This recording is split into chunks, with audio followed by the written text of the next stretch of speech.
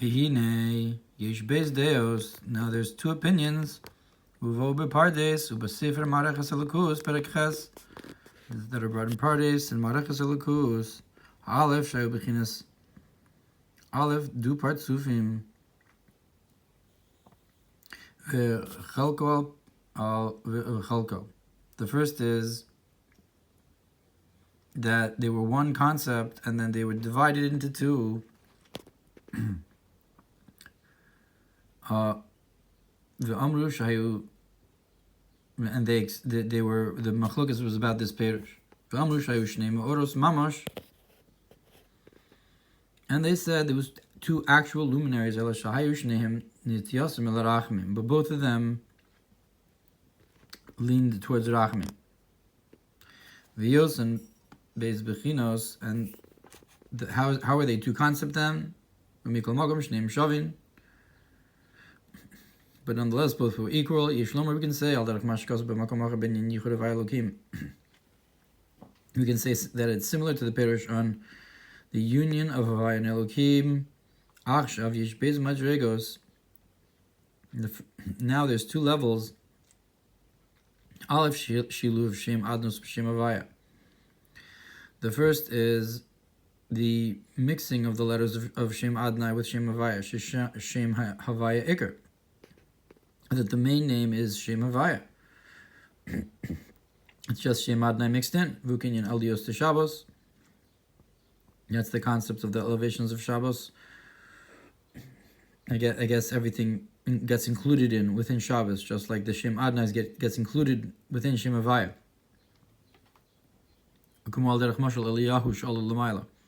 This is allegorically, this is similar to the idea of Eliyahu that went upwards. Shilov Shem Havaya b'Shem Adnos, and the second is the mixing of Shem Havaya into Shem Adnos. Moshe Bahar Arbaim Yom, just like Moshe was in the mountain for 40 days, Shayegufu Kumoshehu, that his body was as is, V'afal Pichin Lechem Lo Achal Chulu, but nonetheless he didn't eat any bread.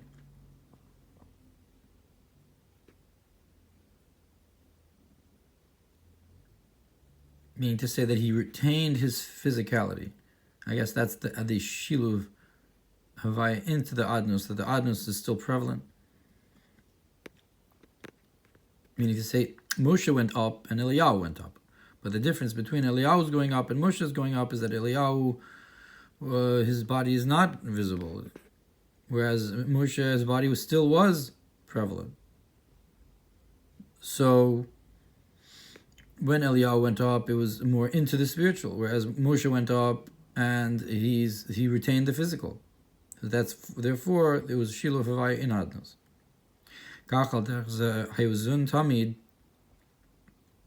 Similarly, that's how Zun are constantly.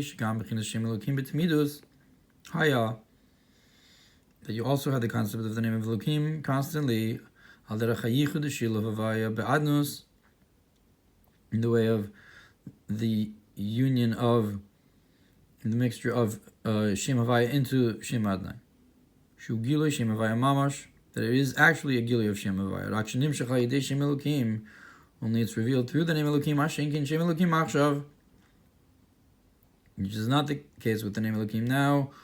Humagin Vanartik, Hamechaser Mastir Chulu, that it's a shield and a sheath that covers and conceals, so it doesn't reveal the name Havaya, like the Shiluv.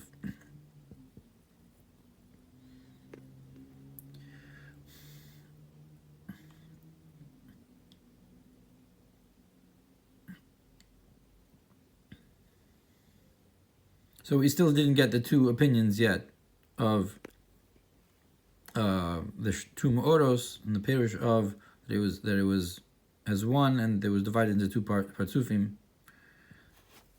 But the first opinion, anyways, that we're still dealing with is that they were two Maoros mamash, but they were both noted terachmim, and we're explaining how that is. How can you have both of them noted terachmim and still be two?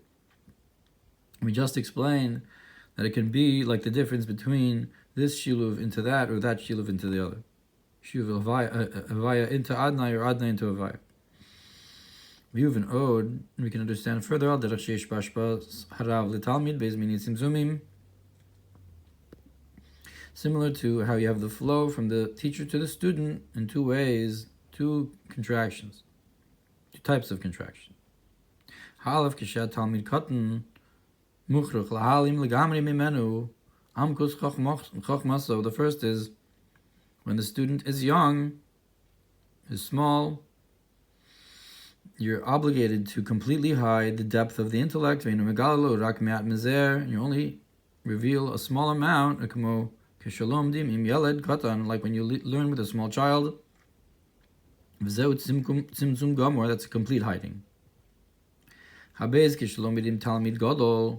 the second way is when you're learning with an older student. Nonetheless, you can't give him the whole thing. Like our sages said, you always have to learn with your student in a shortened way. And this contraction is mainly a kindness. In order to afterwards, that the student should understand the wisdom of the rabbi truly. And with this, you can understand also the difference between the name Elokim when it's a complete hiding and covering, that the thing should be completely separate on its own. I guess this is like the first one, like the young student, where it's completely hidden. That in order so that the existence should seem to be a thing for itself, not completely nullified into the giver, into the rabbi, into the teacher. Or when you want to have it complete unity, that you should truly understand the teaching of the rabbi. With the name Havaya, that the Elokim shouldn't be master. And like it will be in the time to come, you will see eye to eye, and the honor of Hashem will be revealed, of Havaya. Kitzer, Aleph Mashkaz of Bizarre Chelik Aleph Beraishis Kaf. So in short, this that it says in Zohar Beraishis, Maaoros HaGedolim, that you have the two great luminaries, Shmashlim, Havaya Elokim, that they are a complete name, Havaya Elokim. Now we explain two concepts within Hashem, Havaya Elokim. V'shorshim mebeis shemus mem tzadik mem tzadik pei tzadik mem tzadik pei tzadik. Beis bir ha'inyan eich Shem Elokim nikra gam ha'ma'or ha'gadol. Now we explain how can Shem Elokim also be called the great luminary. Shuhu al derech hiyani Havaya, like it says, because I am Hashem.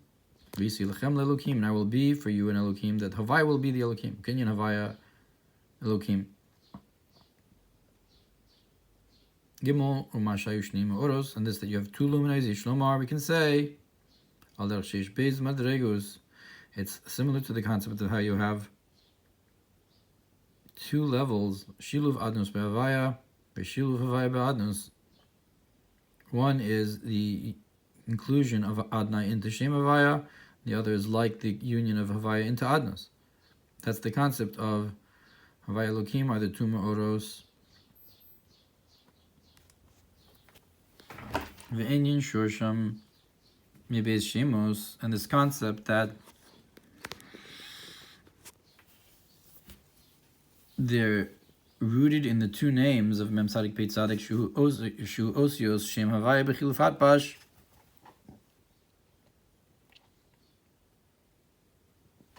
which are the letters of Shem Havaya. If you flip them in Atbash, V'hem Beis Shemos Havaya. Shulfnei Yud Yom Midos Rachmim, and these are the two names of Havaya. These two great luminaries are the two Shemos Havaya before the 13 attributes of mercy. like the two payos. It's the concept of, and his hair, the hair of his head is like clean wool. That the drawing down from the concept of the gulgalta of the skull to Atzilus. You can only draw it down through hairs. For example,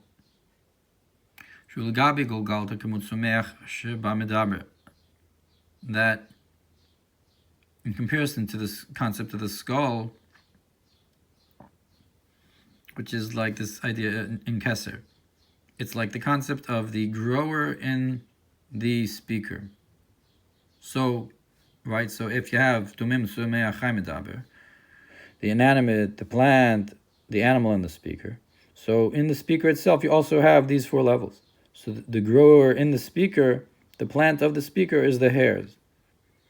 Shehen bechinas shayros, the concept of hairs, sheinu erach lebechinas medaber shaba medaber.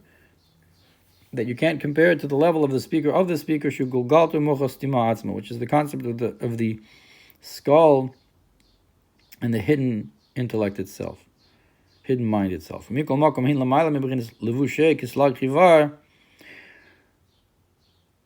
Nonetheless,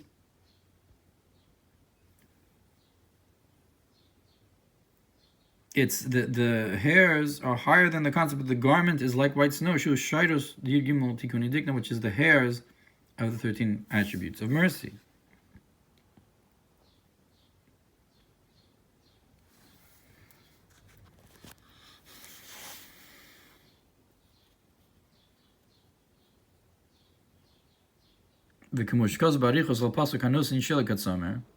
Like it's explained at length on the verse that he gives snow like fleece. And just like the greatness of hairs over the garment truly. I guess because they're attached to you, they give you beauty. And so we're drawing down from a very high place here. Okay, again, this is all in reference to the Shemus Havaya, the two Maoros. And now we're talking about this. This is right even before the 13 attributes. The hairs, the Sareh Sheikh Marnake being higher than Vushek Islag Chivar.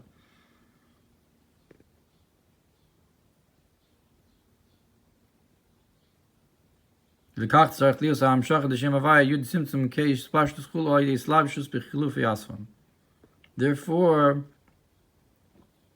you have to draw this down, this Shem Havaya through the Yud of a contraction and the K of is spreading out and so forth. You have to go through the Tzimtzumim and the Hishtalshlus through flipping letters and so forth. Into Atbash, Mem Sadik Peit Sadik. Because it's so high. So the fact that it's Atbash is also hinting to the fact that it's so high. But in comparison to the 13 attributes of mercy themselves, Mem Tzadik and Peit Tzadik and Mem Tzadik Peit Tzadik are both called Shemus Havaya, because even though they're being contracted and flipped letters, they're before the Yud Gimel Midos. Only in comparison to the Gulgalta, that high level of Keser, they're called flipped letters, K'mo Mitzvah, and like the concept of a mitzvah, Shu Shem Havaya, which is also Shem Havaya. El Sheh Ha'osius Yud Kei Bo B'Chilufi Asvan, only that Mem and Sadik are also Atbash and flipped letters.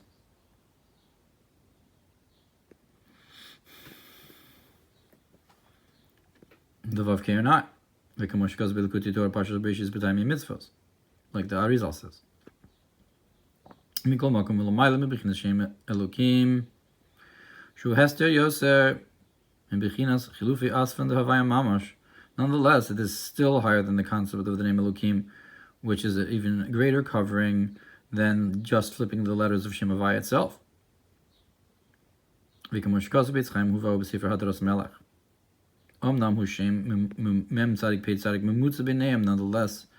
this name Mem Tzadik Pei Tzadik is in between these two levels.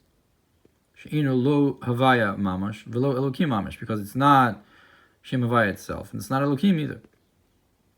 But it's in between. Then Beis Peos Bechinas Chesed V'Gvura, and these are the two Peos on the sides of the head, which are Chesed and Gvura.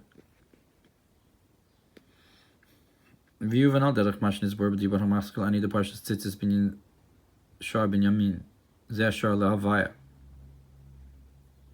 v'se'ar b'small v'se'ar yeshei kamar in the K, like it's brought in ani de parshas tzitzis in Likutei Torah, that you have a shar to Hashem, a gate for Hashem, and a se'ar b'small on the left side, the shi'ar with the nikud on the shin on the right side, or the se'ar with the nikud of the sin on the left side, that you have the hair like clean wool, Misham shor zun, and from here is the source for za and nukfa. And then you have these two great luminaries, and like we explained.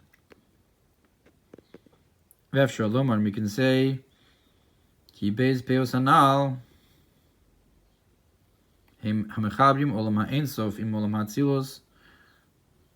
are uniting. So if they're memutza, these two names before the Yud Middos, then they must be uniting two things. What are they uniting? They're uniting the Olam Ein Sof, the world of the infinite, im Olam HaAtzilus, with the world of Atzilus. Shemeir behem atik yomin varich ampin hayamanis. That is, they're shining into them the levels of atik and arich from the right side, from the lower level of the emanator. And on the left side, the root for the emanated.